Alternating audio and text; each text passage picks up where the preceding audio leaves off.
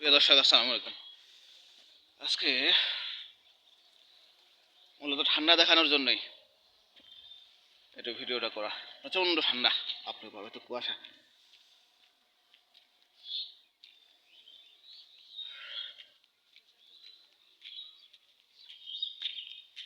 এখন প্রায় 9টা বাজে। তো আজকে এক নতুন জায়গায় আসছি। এই জায়গাটার সাথে, এই পেশাটার সাথে আমি দীর্ঘদিনের আমার একটা সম্পর্ক, প্রায় 10 বছর।